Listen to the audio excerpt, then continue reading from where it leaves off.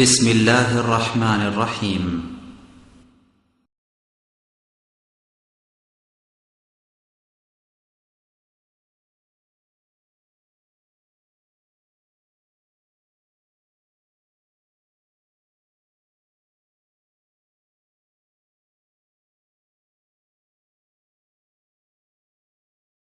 إن الحمد لله نحمده ونستعينه من يهده الله فلا مضل له ومن يضلل فلا هادي له وأشهد أن لا إله إلا الله وحده لا شريك له وأشهد أن محمدا عبده ورسوله أما بعد فإن خير الحديث كتاب الله وخير الهدى هدى محمد صلى الله عليه وسلم وشر الأمور محدثاتها وكل محدثة بدعة وكل بدعة ضلالة وكل ضلالة في النار.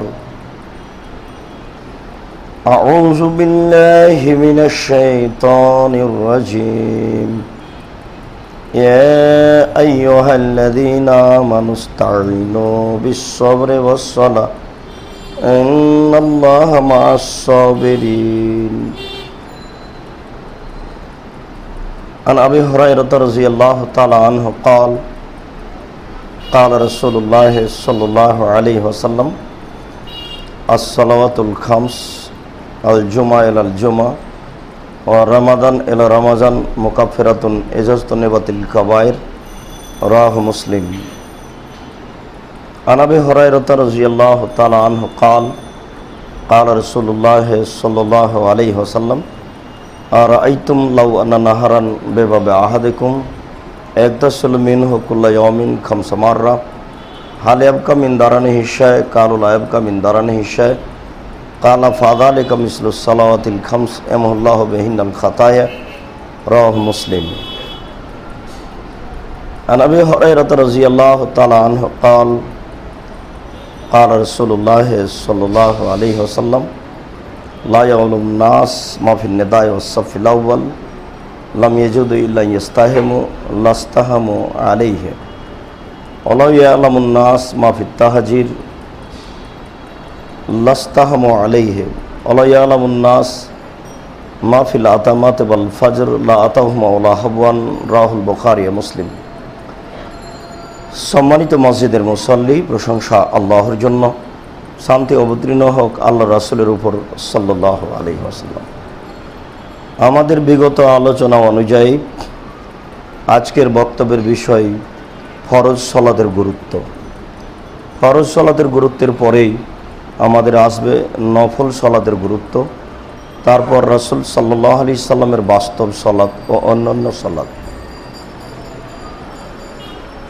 ফরজ সালাতের গুরুত্ব পেশ করার পূর্বে আপনাদের সাথে বিগত আলোচনার এতটুকু কথা যে আমরা পূর্বে অবগত হচ্ছিলাম যে রাসূল সাল্লাল্লাহু আলাইহি ওয়াসাল্লাম বলেছেন মা মিন মুসলিমিন ইয়াতাওয়াজ্জাউ ফায়ুহসিনুল উযুয়া, যে কোনো মুসলিম যদি সুন্দর করে ওযু করে ওয়া ইসল্লি রাকাতাইন 2 রাকাত সালাত আদায় করে মুকবিলান আলাইহিমা বিকালবিহি ওয়াজহিহি, মনে প্রাণে ভয় ভীতি নিয়ে ওয়াজাবাত লাহুল জান্নাহ, তাহলে সে জান্নাতে যাবেই।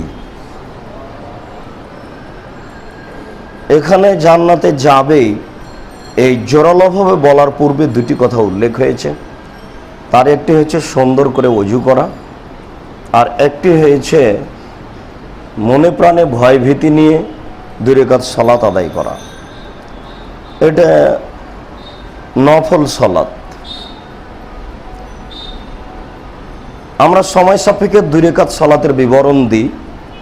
তার একটু এই যে সুন্দর করে ওযু করে 2 রাকাত সালাত আদায় করলে মানুষ তার বিনিময়ে জান্নাত পাবে। উসমান রাদিয়াল্লাহু তাআলা আনহু বলেন রাসূল সাল্লাল্লাহু আলাইহি ওয়াসাল্লাম বলেছেন মান তাওয়াজ্জা ওযুই হাজা, কেউ যদি এই আমার মতো ওযু করে আমি যেভাবে করলাম ওয়া সাল্লা রাকাতাইন, তারপরে যদি 2 রাকাত সালাত আদায় করে অলাম ইউহাদ্দিস ফিহিমা নাফসাহু, আর সে 2 রাকাত সালাতে যদি মনে মনে কথা না বলে, তাহলে গফিরা লাহু মা তাকাদ্দামা মিন যামবিহি, তাহলে তার অতীতের পাপ ক্ষমা করা হবে। হাদিসগুলিতে বোঝা যায় সুন্দর করে ওযু করে 2 রাকাত সালাত আদায় করবে মানুষ। সুন্দর করে ওযু করে 2 রাকাত সালাতের অনেক বিনিময়। তার একটি গুরুত্বপূর্ণ বিনিময় যে বুরাইদা রাদিয়াল্লাহু তাআলা আনহু বলেন, আসবাহা রাসূলুল্লাহ সাল্লাল্লাহু আলাইহি সাল্লাম ফাদা বেলালান, একদা আল্লাহ রাসূল ফজরের সালাত আদায় করলেন এবং বেলালকে ডেকে বললেন, বেলাল বেমা সাবাক্তানি ইলাল জান্নাহ, তুমি আমার আগে জান্নাতে যাও কিভাবে? মা দাখালতুল জান্নাতা কাত্তু ইল্লা সামাইতু খাসখাসাতা নালাই, আমি যতবারই জান্নাতে প্রবেশ করেছি ততবারই আমি দেখি তুমি আমার আগে আগে জান্নাতে জুতা পায়ে দিয়ে হাঁটো। বিষয়টি কি? বেমা সাবাক্তানি ইলাল জান্নাহ, তুমি আমার আগে জান্নাতে চলে গেলে কিভাবে? ফজরের সালাত আদায়ের পরে আল্লাহ রাসূল বেলাল রাদিয়াল্লাহু তাআলা আনহুকে এভাবে বলেন। বেলাল রাদিয়াল্লাহু তাআলা আনহু বলেন, আমি কিভাবে জান্নাতে আপনার আগে চলে গেলাম এ ব্যাপারে আমি কিছু অবগত নই, তবে মা তাওয়াজ্জাইতু কাত্তু ইল্লা সাল্লাইতু রাকাতাইন, যখনই আমি ওযু করেছি তখনই 2 রাকাত সালাত আদায় করেছি। এ একটা কাজ আমার জীবনে আমি দেখতে পাই। আর আরেকটা কাজ দেখতে পাই, অমা আসাবানি হাদাসুন কাত্তু, যখনই আমার ওযু ভেঙে যায় তাওয়াজ্জাতু, তখনই আমি ওযু করি। ওয়া রাআইতু আন্না লিল্লাহি আলাইয়া রাকাতাইন, এবং মনে করি যে এই ওযুর বিনিময়ে আমার উপরে 2 রাকাত সালাত রয়েছে। আগের বাক্যের অনুবাদ কিভাবে করলাম? বেলাল রাদিয়াল্লাহু তাআলা আনহু বলেন, মা আযানতু কাত্তু ইল্লা সাল্লাইতু রাকাতাইন, যখন আমি আজান দিয়েছি তখনই 2 রাকাত সালাত আদায় করেছি। যখনই আমি আজান দিয়েছি তখনই আমি 2 রাকাত সালাত আদায় করেছি। পরের বাক্যে তিনি বললেন, যখনই আমার ওযু ভেঙে গেছে তখন আমি ওযু করেছি এবং মনে করেছি যে এই ওযুর কারণে আমার উপরে 2 রাকাত সালাত আদায় করা একটা গুরুত্বপূর্ণ ব্যাপার হয়ে গেছে, তখনই আমি 2 রাকাত সালাত আদায় করেছি। এই পর্যন্ত বলতেই আল্লাহ রাসূল বললেন, বেলাল বেহেমা, বুঝেছি, এই কারণেই তুমি আমার আগে আগে জান্নাতে জুতা পায়ে দিয়ে হাঁটো। তুমি যে কেন হাঁটো এটা আমার বোঝা হয়ে গেছে, বেহেমা, এই কারণেই।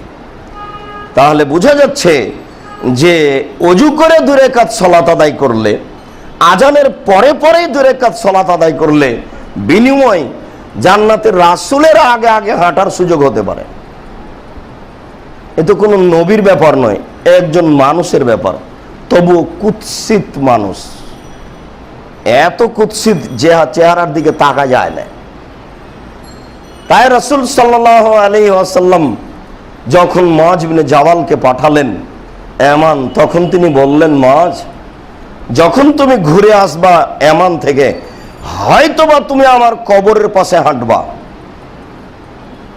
তবে আমার সাথে সাক্ষাতের জন্য একটি বড় মাধ্যম হচ্ছে পরহেজগারিতা, নফল সালাত আদায় করা, যেই হোক না কেন, যেখানেই হোক না কেন, সেই কুৎসিত হোক সুন্দর হোক তাতে আসে যায় না, যেই হোক না কেন, যেখানেই হোক না কেন, এর বিনিময়ে সে কি কিয়ামতের মাঠে আমার সাথে আগে সাক্ষাৎ করবে। বেলাল রাদিয়াল্লাহু তাআলা আনহু আল্লাহ রাসূল এই কথা বলছেন, অথচ এর চেয়ে বড় বড় সাহাবীর রাসূলের পাশে আছেন। ব্যক্তিগতভাবে এই মর্যাদার দিকে লক্ষ্য করলে অন্যান্য জনকে খাটো বলে মনে হয়, কিন্তু তাদেরও পার্সোনাল মর্যাদা আছে। এরপরেও বিনিময় ওযু করে সালাতের এই রাসূল সাল্লাল্লাহু আলাইহি ওয়াসাল্লাম বলেন, মানুষ যদি সফর থেকে আসে 5 দিন, 15 দিন, 20 দিন, 2 মাস, 1 মাস, তাহলে ফায়াবদাউ আউয়ালান ইলাল মসজিদ, সর্বপ্রথমে মসজিদে প্রবেশ করবে, ওয়াইসাল্লি রাকাতাইন, তারপর 2 রাকাত সালাত আদায় করবে, তারপরে কথোপকথন বাড়িতে যাবে। সফর থেকে আসলে আল্লাহ রাসূল মসজিদে উঠতেন। হজ করে আসার পরে মানুষজনকে খাওয়ানো যায়, এখন ওটা উল্টে গেছে, হজ করতে যাওয়ার পূর্বেই খাওয়ানো হচ্ছে। যোগাযোগ করা হচ্ছে। হজ করে এসে আগে মসজিদে উঠতে হবে, মসজিদে উঠে কিছু কথোপকথন হবে, পরের দিন খাওয়া দাওয়ার ব্যবস্থা হতে পারে, অন্যান্য প্রয়োজনীয় কথা হতে পারে। জাবের রাদিয়াল্লাহু তাআলা আনহু বলেন, রাসূল সাল্লাল্লাহু আলাইহি ওয়াসাল্লাম জুমার দিন খুতবা দিচ্ছিলেন। খুতবা দিতে দিতে বললেন, মান আতা ইয়াউমাল জুমা ওয়াল ইমামু ইয়াখতুব, কোন মানুষ যদি জুমার দিন মসজিদে চলে আসে, এই সময়ে ইমাম সাহেব খুতবা দিচ্ছেন, ফাইসাল্লি রাকাতাইন ওয়াল ইয়াতাজাওয়াজ ফিহিমা, সেজন্য অবশ্যই 2 রাকাত সালাত আদায় করে, সংক্ষিপ্ত করে। খুতবা চলাকালীন মসজিদে আসলে 2 রাকাত সালাত আদায় করতে হবে। এই হাদিসের এই দেশের ভারত, বাংলাদেশ, পাকিস্তানের এই মুসলমানের শতকরা 96 জন মুসলমানের এতই বিদ্রোহিতা আমি বুঝি না। এই হাদিসের সাথে তাদের এত মন্দ আচরণ কেন? সাধারণ মানুষ তো আছে, হুজুরও তাই। হুজুরও বলছেন যে জুমার খুতবা চলাকালীন এমনিতেই মসজিদে এসে বসে। আল্লাহ রাসূল বলছেন যে জুমার খুতবা চলছে, এই সময়ে কেউ যদি মসজিদে ঢোকে তাহলে তাকে 2 রাকাত সালাত আদায় করতে হবে, তারপরে বসবে। জুমার খুতবা শোনা জরুরি, এ কথা ঠিক, তবে 2 রাকাত সালাত আদায় করা তার চেয়ে জরুরি। ও মসজিদে ঢোকে বসতেই পারে না, অসম্ভব। এটা হাদিস মুসলিম গ্রন্থের। কোন জোড়া তালি দিয়ে এই হাদিসের কাছাকাছি যাওয়া যাবে না। কচুর গাছ জোর দিয়ে তীর হয় না, যেমন তীর বুঝেন কিনা আমরা রাজশাহী চাঁপাইনবাবগঞ্জের মানুষ। কচুর গাছ জোর দিয়ে তীর হয় না, যেমন হাজারো হাদিস জোর দিয়ে এই হাদিসের সমপর্যায়ের পৃথিবীতে কোনো হাদিস হবে না। তেমন জুমার খুতবা চলাকালীন মসজিদে ঢুকলে তাকে 2 রাকাত সালাত আদায় করতেই হবে, এটা জরুরি। যদি না করে তাহলেও বসতে হবে না, তার বসার কোনো পথ নেই। রাসূল সাল্লাল্লাহু আলাইহি ওয়াসাল্লাম আমভাবে বলেন, ইজা দাখালা আহাদুকুমাল মসজিদ ইসাল্লি রাকাতাইন কাবলা ইয়াজলিসা, ও যেন 2 রাকাত সালাত আদায় করে বসার পূর্বে। এটা হলো সাধারণভাবে আদেশ। বুখারী মুসলিম, বুখারী মুসলিম মানে কিয়ামত পর্যন্ত এর ভিতরে সরিষা ঢোকানো যাবে না, যা আছে তাই থাকবে। বুখারী মুসলিম মানে কিয়ামত পর্যন্ত এর ভিতরে সরিষা ঢোকানো যাবে না, যা আছে তাই থাকবে। যে কোনো সময়, দুপুরে, সূর্য উঠে, সূর্য ডুবে, যে কোনো সময়ে মসজিদে ঢুকলে তাকে 2 রাকাত সালাত আদায় করতে হবে। 2 রাকাত সালাত আদায় না করে বসতে পাবে না, বসাই নিষেধ। এটা হলো মসজিদের ব্যক্তিগত অধিকার। এটা সময় মানে না, কোনো ব্যক্তি মানে না, কোনো সময়কেও মানে না। যে কোনো সময়ে মসজিদে প্রবেশ করলে তাকে 2 রাকাত সালাত আদায় করতেই হবে, না করেও বসতে পারে না। যদি না করে তাহলে দাঁড়িয়ে তার প্রয়োজন পূরণ করে চলে যায় যেন, নইলে আল্লাহ রাসূলকে অপমান করা হবে। আল্লাহ রাসূল বলছেন, যদি কোনো ব্যক্তি মসজিদে ঢোকে এমন সময় যদি ইমাম সাহেব খুতবা দেয়, তাহলে সে যেন 2 রাকাত সালাত আদায় করে। এটা আদেশবাচক শব্দ, তবে সে সংক্ষিপ্ত করবে, এ কথা অত্র হাদিসে বলা হয়েছে।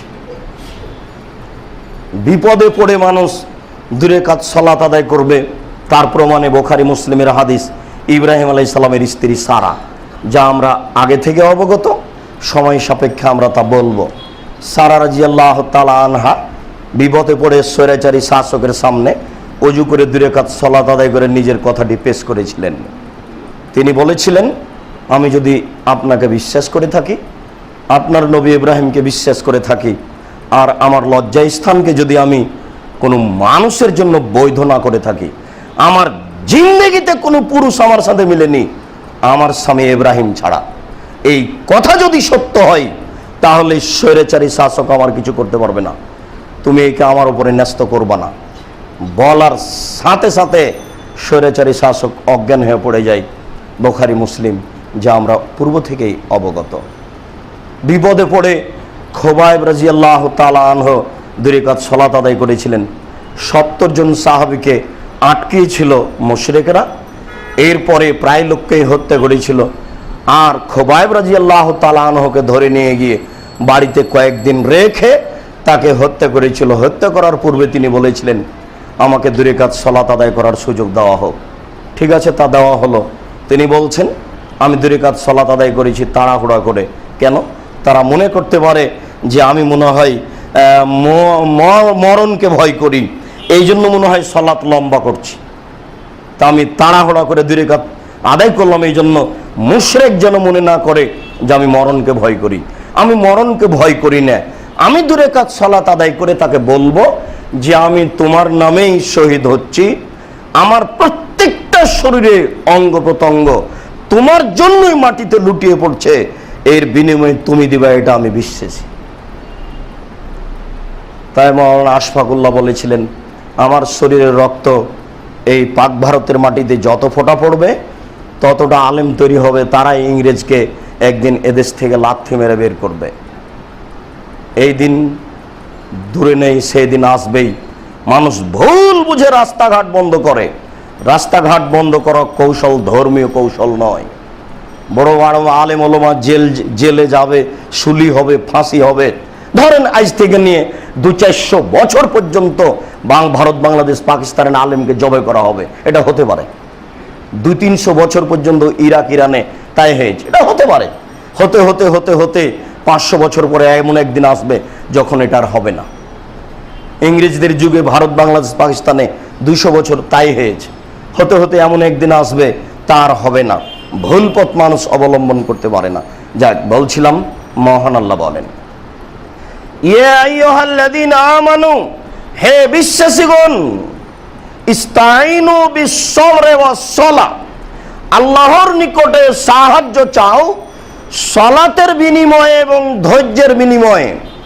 বিস-সাবরি ওয়াস-সালাহ, আগেই ধৈর্য তারপরে সালাত। ধৈর্য সহকারে সালাত আদায় করে আল্লাহর কাছে সাহায্য চাও। প্রত্যেকটা মানুষের বিপদ আছে, কম হোক আর বেশি হোক। মানুষ যদি বিপদ থেকে বাঁচতে চায় তাহলে সালাত আদায় করেই বাঁচবে, এটাই তার একটা বড় মাধ্যম।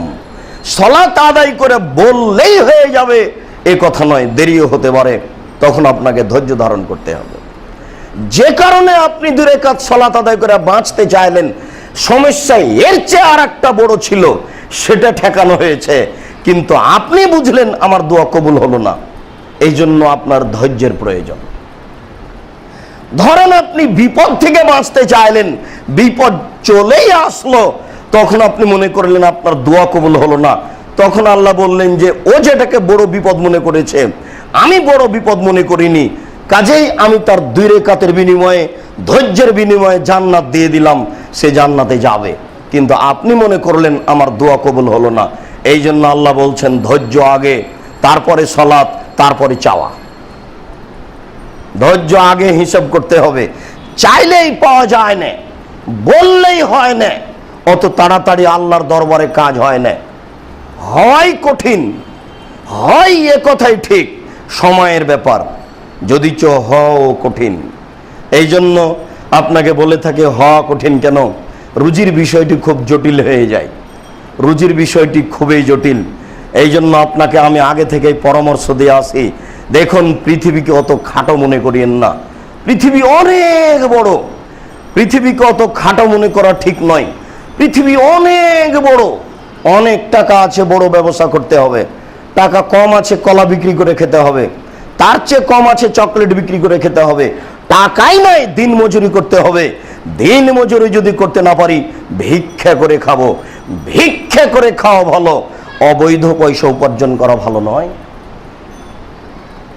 আজ থেকে 15 বছর আগে যা বলেছে আজকে আপনাকে তাই বলছি। নাপিতকে আপনি ঘর ভাড়া দিয়েছেন, এই নাপিতের টাকা দিয়ে, ভাড়ার টাকা দিয়ে চাউল কিনে ভাত খেয়ে ইবাদত কবুল হবে না কেন? নাপিত দাড়ি চাঁচে, এ টাকা বৈধ নয়।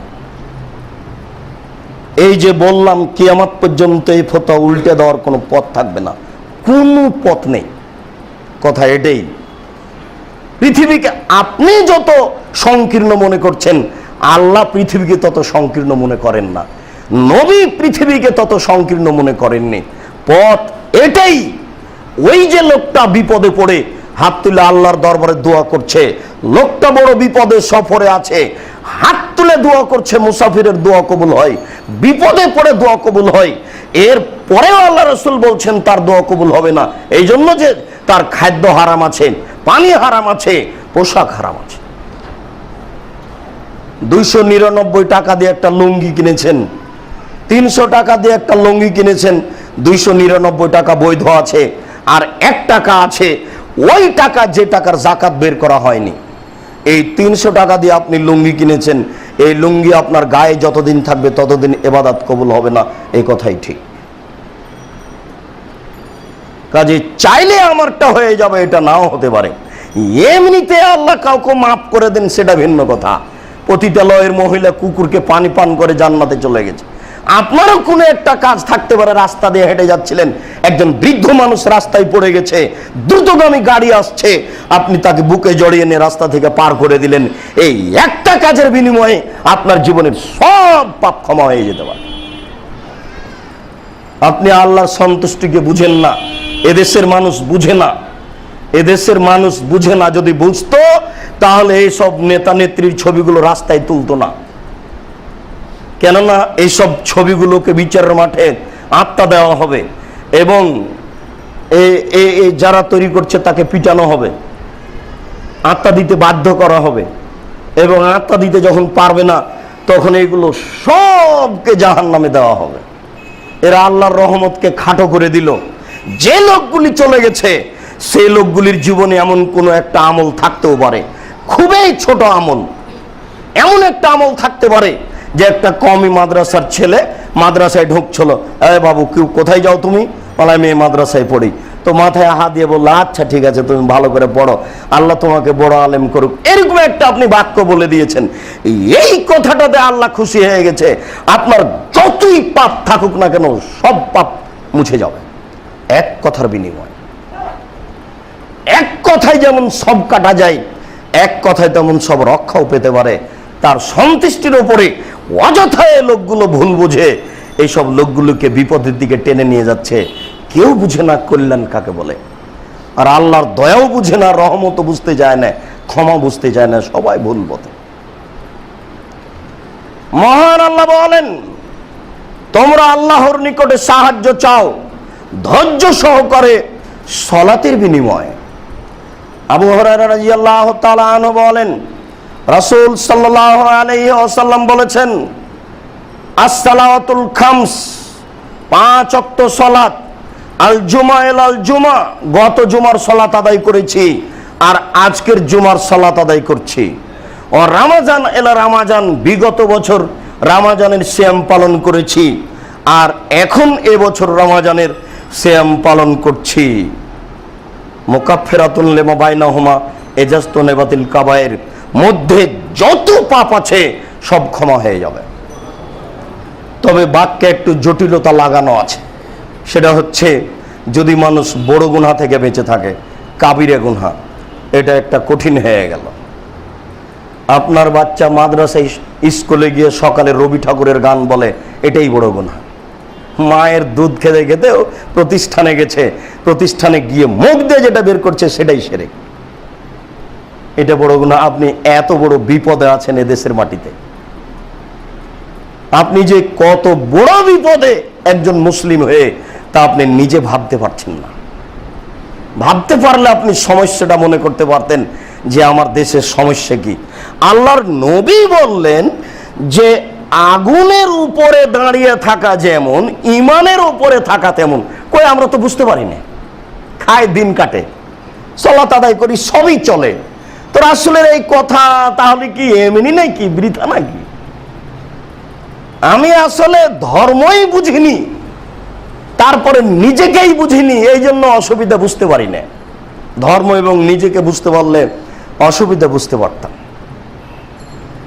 বিগত জুমা থেকে এই জুমা যদি আল্লাহকে সন্তুষ্ট করার জন্য আদায় করে থাকি, মধ্যে কোনো পাপ থাকবে না।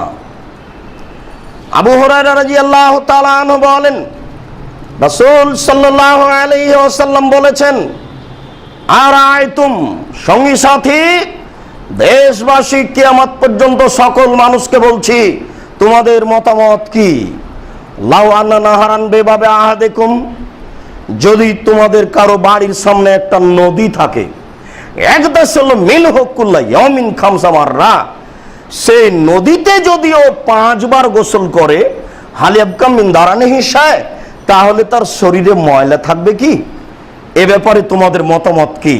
কালু সাহাবিগণ বললেন লামিয়াবকাম মিন দারানি হিসায়, জি না, তার শরীরে ময়লা থাকবে না। তখন আল্লাহ রাসূল বলছেন ফাযালিকা মিসলুস সালাওয়াতিল খামস এমন আল্লাহু বিহিল খাতায়ে, এটাই হচ্ছে 5 ওয়াক্ত সালাতের দৃষ্টান্ত। যখন মানুষ 5 ওয়াক্ত সালাত আদায় করে তখন তার সমস্ত পাপকে মিটিয়ে দেওয়া হয়। 5 ওয়াক্ত সালাতের বিনিময়ে 5 ওয়াক্ত সালাতের ফলাফল। 5 ওয়াক্ত সালাত আদায় করলে মানুষের মধ্যের পাপ মিটে যায়। আবু হুরায়রা রাদিয়াল্লাহু তাআলা আনহু বলেন, রাসূল সাল্লাল্লাহু আলাইহি ওয়াসাল্লাম বলেছেন, লাউ ইয়ালামুন নাস মা ফিন নিদাই ওয়াস সাফিল আওয়ালে, মানুষ যদি জানতো আজান দিলে কি নেকি হয়, মানুষ যদি জানতো প্রথম কাতারে দাঁড়ালে কি নেকি হয়, লাম ইয়াজিদু ইল্লা ইয়াস্তাহিমু লাস্তাহমু আলাইহি, তাহলে লটারি করা ছাড়া তাদের কোনো পথই থাকতো না। শেষ পর্যন্ত তারা লটারি করত, কিন্তু তাদের জানা নাই এতে কি রয়েছে। ওয়ালায়ামুন নাস মাফিত তাহজির, মানুষ যদি জানতো জোহরের সালাত আদায় করলে কি নেকি আছে, লাস্তাহমু আলাইহি লাস্তাবাকু আলাইহি, তাহলে মানুষ ছুটে গিয়ে দৌড়িয়ে গিয়ে জোহরের সালাত আদায় করত। মানুষ জানে না জোহরের সালাত আদায় করলে কি নেকি রয়েছে। তিনি বলেন লাউ ইয়ালামুন নাস মা ফিল আতামাত ওয়াল ফাজরে লাতাহুমা ওয়ালাউ হাবওয়ান, মানুষ যদি জানতো এশার সালাত আদায় করলে কি নেকি রয়েছে আর ফজরের সালাত আদায় করলে কি নেকি রয়েছে, তাহলে মানুষ হামাগুড়ি দিয়ে হলেও মসজিদে এসে এই 2 ওয়াক্তের সালাত আদায় করত, হামাগুড়ি দিয়ে আসতো। এগুলো তো রাসূলের মুখের বাক্য।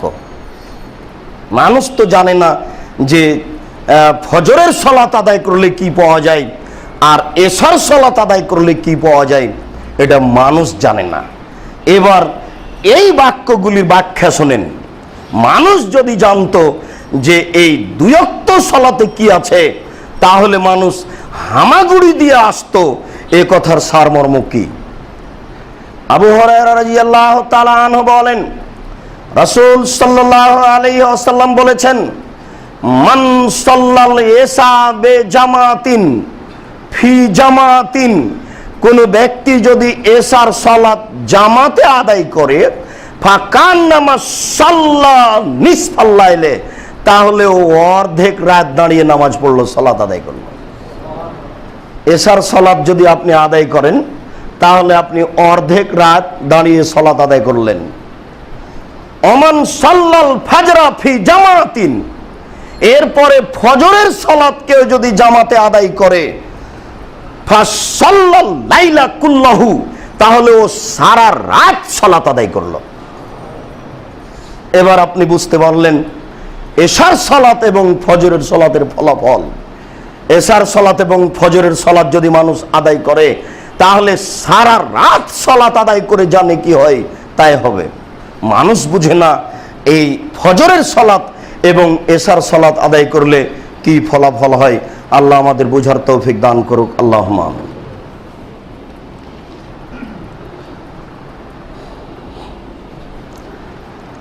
আলহামদুলিল্লাহ ওয়াহদা ওয়াসসালাতু ওয়াসসালামু আলা মান লা নাবিয়্যা বা'দা। আবু হুরায়রা রাদিয়াল্লাহু তাআলা আনহু বলেন, রাসূল সাল্লাল্লাহু আলাইহি ওয়াসাল্লাম বলেছেন, লাইসা সালাতুন আসকালা আলাল মুনাফিকিনা মিনাল ফাজর ওয়াল ইশায়ে, ফজর এবং এশার এই 2 সালাত ব্যতীত মুনাফিকের উপরে আর কোন সালাত ভারী নেই। এই 2 সালাতই হচ্ছে মুনাফিকের উপরে ভারী। বিশ্বাস করুন আপনারই এই 2 সালাতে অসুবিধা হয়। ওই যে আপনি রাত 2টায় টিভি বন্ধ করেছেন, ফজরের সালাত আদায় করার কোনো পথ নেই, হবে না ওটা। আপনি তো মানুষ, ফেরেশতা নন।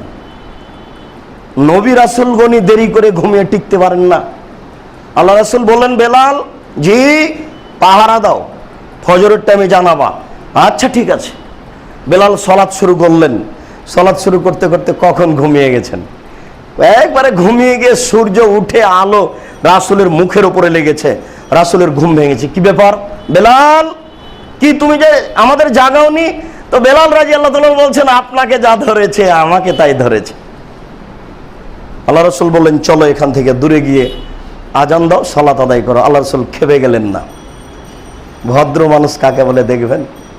সালাত ছুটে গেছে, তিনি কোনো শব্দই বলেননি, খালি বললেন, বেলাল কি ব্যাপার, জাগাওনি যে? তো বেলাল রাদিয়াল্লাহু তাআলা বলছেন, আল্লাহ রাসূল আপনাকে যা ধরেছে আমাকেও তাই ধরেছে, মানে ঘুম। তখন তিনি বললেন, চলো এখান থেকে ওখানে গিয়ে আজান দাও, সালাত আদায় করো। এই জায়গায় ক্ষতি আছে, সব জায়গায় শয়তান থাকে না, কোনো কোনো জায়গায় শয়তান বেশি থাকে। বাড়ির ঘরেরই কোনো কোনো ঘরে শুয়ে দেখবেন শোয়ার সাথে সাথে আপনাকে স্বপ্নে শয়তান ঠেলে নিয়ে বেড়াচ্ছে, আর কোনো কোনো ঘরে শুবেন দেখবেন যে শয়তান নেই। এটা শয়তানের জায়গা বিশেষ কমবেশ থাকে। আল্লাহ রাসূল বললেন, এখান থেকে চলো।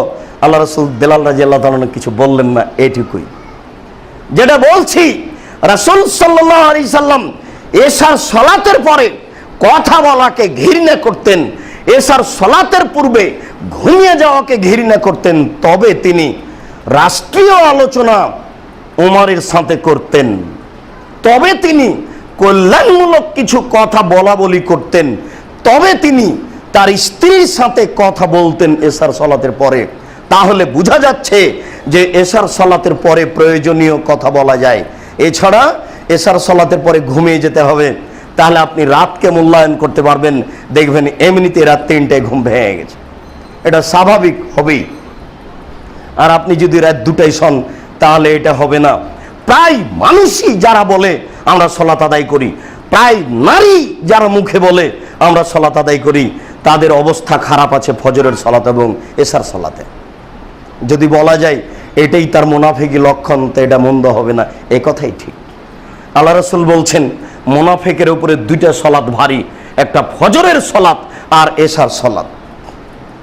এই 2টা সালাত যদি আপনি অলসতা সহকারে ঠিক মতো আদায় করতে না পারেন, ধরে নিতে হবে এখনো মুনাফিকি ভিতরে বিরাজ করছে, এটা দূরে করতেই হবে যে কোনো মূল্যে। ওমর ইবনে রুয়াইবা রাদিয়াল্লাহু তাআলা আনহু বলেন, রাসূল সাল্লাল্লাহু আলাইহি ওয়াসাল্লাম বলেছেন, লাইয়ালে জান্নারা সাল্লা কাবলা তলি শামসে ওয়া কাবলা গরুবেহা। যে ব্যক্তি 2 ওয়াক্ত সালাত আদায় করলো ফজরের এবং আসরের, যে ব্যক্তি ফজর এবং আসরের সালাত আদায় করলো, এই ব্যক্তি কখনো জাহান্নামে যাবে না। লাইয়ালে জান্নারা, কখনো জাহান্নামে যাবে না। যেই ব্যক্তি ফজরের সালাত আদায় করলো এবং আসরের সালাত আদায় করলো। উল্লেখ্য যে এই বাংলাদেশের মাটিতে শতকরা 95 থেকে 97টি মসজিদে আসরের সালাত হয় অসময়ে। আপনি ওই সময় বাড়িতে আসরের সালাত আদায় করে নেন, বা ওই মসজিদেই করেন, 3:30টাতেই সালাত আদায় করতে হবে, 5টায় আদায় করার কোনো প্রশ্নই আসে না। আল্লাহ রাসূল বলছেন, যখন সালাতের সময়কে মানুষে মেরে দিবে তখন তোমরা কি করবা? তো সাহাবীগণ বলেন আপনি, আমরা কি করব? তখন আল্লাহ রাসূল বললেন যে ওই সময় তোমরা বাড়িতে সালাত আদায় করে নিও, এরপরে মসজিদে গিয়ে সালাত আদায় করে। আশ্চর্য, বসে থেকে 5টায় নিয়ে যাচ্ছে আসরের সালাতকে, বসে থেকে সূর্য উঠানোর সময়তে নিয়ে যাচ্ছে ফজরের সালাতকে। আবার রমজান মাসে ঠিকই আগে করছে ঘুমানোর সুবিধায়। ওই অন্যান্য লোকেরা, মুসল্লিরা যারা নামাজ পড়ে না, তারা এসে ঠেলা দেয় হুজুরকে। হুজুর তো মানে আপনার ওই ঘর উদ্বোধন করে, দোকান উদ্বোধন করে, যেভাবে কমিটি নিয়ে যায় সেভাবে চলে। ও তো নিজের ব্যক্তিগত স্বাধীনতায় চলে না, ব্যক্তিগত স্বাধীনতায় প্রায় হুজুরই চলে না। এত যে বোকা মানুষ সবাই, কথা ঠিক নয়। যারা সমাজে কিছু ধর্মীয় নেতৃত্ব দিচ্ছে, অনেকেরই কোরআন হাদিসের জ্ঞান আছে, কিন্তু টাকার কাছে প্রায় মানুষই নত, স্বার্থের কাছে প্রায় মানুষই নত। পরকাল কবে, জাহান্নাম জান্নাত সেটা পরে। আর এমনি তো মানুষ বলে যে হুজুরের সাতক্ষণ মাপ। হুজুর যে এত অন্যায় করে, এইভাবে চল্লিশা করছে, চাহালাম করছে, কুলখানি করছে, ও নিজে জানে যে এগুলো ঠিক নয়, খুব ভালোভাবেই জানে। এই বুদ্ধি কম লোকটা কি করে এইসব ছেলেগুলিকে ডেকে নিয়েছে, দোকানটা উদ্বোধন করলো, অথচ এই টাকাটা ফকিরকে দিলে অনেক লাভ ছিল। এমনিতে এরা ফাঁকি দিয়ে প্রতারণা দিয়ে খেয়ে চলে গেল, টাকাটা নিয়ে চলে গেল, কেউ বুঝে না, বুঝতেই চায়। রাসূল সাল্লাল্লাহু আলাইহি ওয়াসাল্লাম বলেন, আনাস রাদিয়াল্লাহু তাআলা আনহু বলেন, রাসূল সাল্লাল্লাহু আলাইহি সাল্লাম বলেছেন, মান সাল্লাল বারদাইন দাখালাল জান্নাহ, কেউ যদি দুই ওয়াক্ত সালাত আদায় করে আসর এবং ফজর, তাহলেও জান্নাতে চলে গেছে, জান্নাতে চলেই গেছে। কেউ যদি ফজর এবং আসরের সালাত আদায় করে, ফজর এবং আসরের সালাত মানুষ ক্ষতি করবে, এ কথাই ঠিক। এই জন্য বারবার এইসব সালাতের উপরে জোরালো তাকিদ আসছে। এশা এবং ফজরের লক্ষ্য করা যায় মুনাফিক মানুষকে, আর এই সময়ে হিসাব করা যায় হুজুরদেরকে। দেখেন আসরের সালাত হুজুর কোথায় নিয়ে চলে গেছেন, আর ফজরের সালাত হুজুর কোথায় নিয়ে চলে গেছে। রমজান মাসে একে 1 ঘন্টার ব্যবধান করে নিচ্ছে। আল্লাহ রাসূল বলছেন, মান সাল্লাল বারদাইন, কেউ যদি আসরের সালাত আদায় করে এবং ফজরের সালাত আদায় করে, তাহলে জান্নাতে চলেই গেছে। উমামা বাহিলি রাদিয়াল্লাহু তাআলা আনহু বলেন, রাসূল সাল্লাল্লাহু আলাইহি ওয়াসাল্লাম বলেছেন, খামসু সালাওয়াতিন ইফতারাজাহুন্নাল্লাহু তাআলা, 5 ওয়াক্ত সালাত আল্লাহ তাআলা ফরজ করেছেন। মান আহসানা ওযুহুন্না ওয়া সাল্লাহুন্না, যে ব্যক্তি এই 5 ওয়াক্ত সালাতের সুন্দর করে ওযু করলো, সুন্দর করে সালাত আদায় করলো, ওয়া আতাম্মা রুকুআহুন্না ওয়া সুজুদাহুন্না, এই 5 ওয়াক্ত সালাতের রুকু সুন্দর করে আদায় করলো এবং সিজদা সুন্দর করে আদায় করলো, ফাকানা লাহু আলাল্লাহি আহাদুন, তাহলে আল্লাহর উপরে জরুরি হয়ে গেছে যায়গফিরাল্লাহু, আল্লাহ তাকে মাফ করে দিবেন, আল্লাহ তাকে মাফ করবেনই। এখানে একটা জরুরি কথা আছে, সুন্দর করে ওযু আর সুন্দর করে সিজদা, পূর্ণ করে রুকু এবং পূর্ণ করে সিজদা, এই 2 জায়গাতে হুজুর মার দিয়েছে। হুজুর একটা হাদিস পেশ করেছেন, এই যা ফালতা হাজা অকুল তাহাজা তাম্মাত সালাত, তুমি যদি খালি রুকুটা দেখাও আর সিজদাটা দেখাও, তাহলে সালাত হয়ে গেল, মানে রুকুতে যাওয়া প্রমাণ হতে হবে, এই যে হাদিস আছে। এই জন্য এরা রুকুতে যেতে যেতে উঠে গেছে, সিজদায় যেতে যেতে উঠে গেছে, একবারে রাইফেলের গুলির মতো 20 রাকাত তারাবে। আবার শুনেন, আমি একজন অনুবাদক, আপনিও এই হাদিস মেসকাত গ্রন্থ উঠে এখন এখানে দেখেন, ফজর সালাতের পরে আপনি এখানে দেখেন, বাড়িতে গিয়ে দেখেন, সেই দিন আর আজ নেই যেই দিন হুজুর কিছু বলে চোখে ধুলা দিয়ে চলে যাবে। আজকে আপনি পড়তে পারবেন বুখারী বাংলায়, যারা বুখারী পড়ায় তাদের মান এত মর্যাদা বেশি।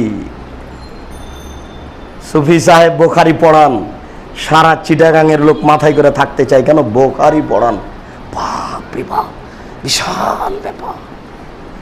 দারুল উলুম দেওবন্দের শিক্ষক বুখারী পড়ান, বিশাল ব্যাপার, সারা এলাকার লোক তার দিকে তাকায়, সকালবেলাতে লাইন লেগে আছে হুজুরের সাথে মুসাফা করার জন্য, কেন হুজুর বুখারী পড়ান। পৃথিবীতে সবচেয়ে গুরুত্বপূর্ণ বই হচ্ছে কোরআন মাজিদের পরে বুখারী। এই বুখারী শুধু পড়াতে হবে, মানতে হবে না। আশ্চর্য দুনিয়া, আশ্চর্য দুনিয়া, আপনাকে ধরতেই হবে, আপনি সচেতন। বিশ্বাস করুন, আপনাকে আর একটা কথা বলি, বিচারের মাঠে যার যত বুদ্ধি বেশি তার তত বিচার কঠিন, যার বুদ্ধি নেই তার বিচার নেই। আপনার বুদ্ধির বিচার হবেই, আপনি সতর্ক হন। শুধু এক চাটিয়ে হুজুর দোষী এ কথা নয়, আপনিও দোষী। আপনি কিভাবে এটা মেনে নিলেন, কিভাবে মানেন? এই সকল মসজিদের মুসল্লিকে আমি আবারও বিগত কথা একটা বলে রাখছি, বাকি জীবন আপনি পাশের লোকটার সাথে এমনিতে দাঁড়িয়ে সালাত আদায় করবেন না, পায়ে পা মিলাতেই থাকবেন, চেষ্টা করতে থাকবেন, ও চলে যাক, ঠেলে রাতার একদিকে চলে যাক, আপনি যেতেই থাকেন। এটাই রাসূলের সুন্নাত। যদি আপনিও মনে করেন এ কথা ঠিক নয়, তাহলে আপনি আমাকে অবজ্ঞা করেননি, আল্লাহ রাসূলকে অবজ্ঞা করেছেন। বিশ্বাস করুন, আমি ব্যক্তিগত কোনো কথা বলিনি, আমি কথা বলার পরে আবার আপনাকে দেখতে বলছি। যে আপনি কথাটা দেখুন, আল্লাহর রাসূল বলছেন যে রুকুকে পূর্ণ করলো, সিজদাকে পূর্ণ করলো, তার জন্য জরুরি আল্লাহর উপরে যে তাকে মাফ করবেনি, আল্লাহ তাকে মাফ করবেই করবে। ও যদি রুকু সিজদা পূর্ণ করে, তাহলে রুকু সিজদার একটা ব্যাপার থেকে গেছে, যেটা শেষের দিকে আপনাকে আবারও অবগত করাবো ইনশাআল্লাহ। উমামা বাহিলি রাদিয়াল্লাহু, উবাদা ইবনে সামিত রাদিয়াল্লাহু তাআলা আনহু বলেন, রাসূল সাল্লাল্লাহু আলাইহি ওয়াসাল্লাম বলেছেন, সাল্লু খামসাকুম, তোমরা তোমাদের 5 ওয়াক্ত সালাত আদায় করো। সুমু সারাকুম, রমজান মাসের তোমরা সিয়াম পালন করো। ওয়াদ্দু যাকাত আমওয়ালিকুম, তোমরা তোমাদের সম্পদের যাকাত প্রদান করো। ওয়াতিউ দামরেকুম, যারা দায়িত্বশীল তাদের মান্য করো। তাদখুলুনা জান্নাতা রাব্বিকুম, তাহলে একবারে সরাসরি তোমরা তোমাদের প্রতিপালকের জান্নাতে চলে যাবা। 5 ওয়াক্ত সালাত আদায় করলেই বিনিময় জান্নাত, 5 ওয়াক্ত সালাত আদায় করলেই বিনিময় জান্নাত, 5 ওয়াক্ত সালাত আদায় করলেই বিনিময় জান্নাত, এই কথা রাসূল সাল্লাল্লাহু আলাইহি ওয়াসাল্লাম বলছেন। আপনি 5 ওয়াক্ত সালাত আদায় করার জন্য একেবারে জীবন বাজি রেখে প্রাণপণে চেষ্টা করুন। আবু হুরায়রা রাদিয়াল্লাহু তাআলা আনহু বলেন, রাসূল সাল্লাল্লাহু আলাইহি ওয়াসাল্লাম বলেছেন, 40 ইয়াওমান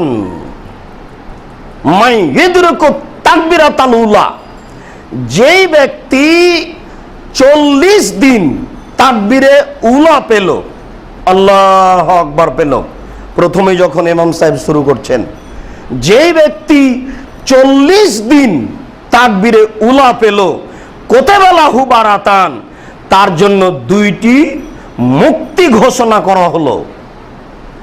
বারাতুন মিনান নার, ও কোনোদিন জাহান্নামে যাবে না। ওর জন্য সিদ্ধান্ত হয়ে গেছে 40 দিন তাকবীরে উলা তাহারিমা ধরার কারণে। তবে হজ করতে গিয়ে 40 ওয়াক্ত মসজিদে নববীতে সালাত আদায় করতে হবে, এটা মনে করে মসজিদে নববীতে গেলে তার হজ বাতিল হয়েছে, আবার হজ করতে হবে। এই এক শ্রেণীর বেদাতি মানুষ এজন্যই যায়, মসজিদে নববীতে কোনো কাজই নেই। আশ্চর্য, মসজিদে নববী ছেড়ে আল্লাহর রাসূল ছেলে মেয়ে আহাল পরিবার দেশবাসীকে বেঁধে চলে গেলেন মক্কায় হজ করতে, আর এরা আবার যাচ্ছে মদিনায় 40 ওয়াক্ত সালাত আদায় করতে। এ কি কথা? মানুষ এতটুকু করতে পারে যে সৌদি আরব এসেছি, একটু মদিনাটা দেখেই যাই। এই কারণে মদিনার সরকার, সৌদি সরকার একটা মদিনা যাওয়ার ব্যবস্থা করেছেন।